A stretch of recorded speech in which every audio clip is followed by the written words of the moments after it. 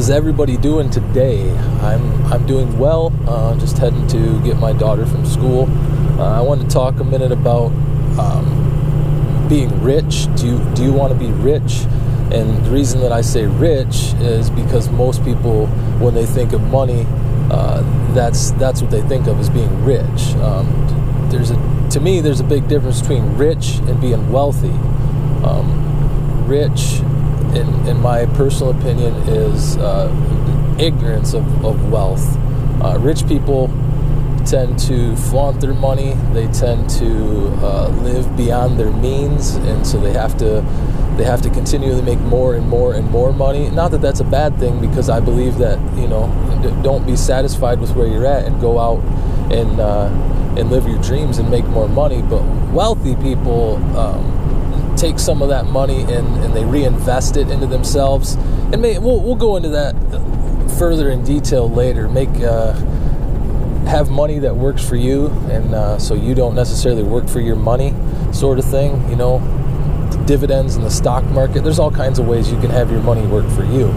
But I've come to realize that I know so many people that are stuck at a job, and I hate the term dead-end job, because I have some friends that have really good jobs, and I would not want them to take offense to saying that it's a dead-end job. But essentially, most of the time, no matter where you're at, unless it's a place where there's potential for growth, but you're eventually going to get to the point where you hit the ceiling, you hit a cap with the amount of money that you can make, because you can never be the owner of that company. You're always going to work for the man, so therefore you're going to work for your money.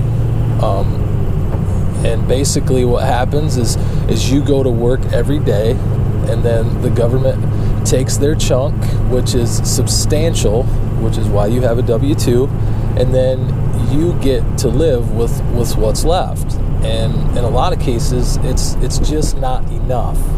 And that's why I'm a firm believer that everybody should have a chance to live out their dreams and become an entrepreneur. Now, see, there's some people that, like my wife, she's a nurse, and also, I guess, an entrepreneur, because she's my wife and she's part owner of my company. But she went to school for a skilled trade, nursing. There's doctors, there's engineers. Obviously, you guys know what you can go to college for. And if you go into a skilled trade, then that's because you're passionate about that trade, and the money doesn't really matter. Although going into a skilled trade, you usually make pretty good money, and there's not necessarily a cap to that money, because like my wife can get different endorsements on her license. She can continue to do continuing education classes, and every time she does these classes, it makes her more valuable and worth more money. She's never going to be able to control the amount of money that she makes like an entrepreneur would, but there's opportunities to work hard here so it can pay off over here. Other than that, if you're just working a job that you don't have a degree for, you get capped on the amount of money that you can make, and for most people that's unacceptable, but they accept it because that's all they know.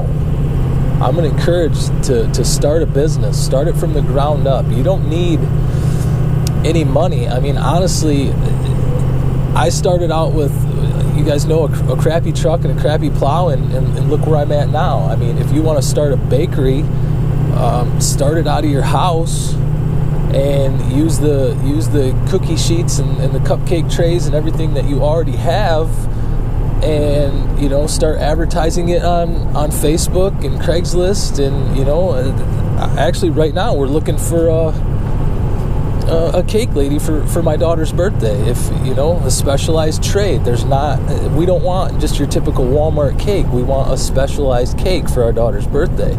So start that out of your house and advertise for it while you're working that part-time job.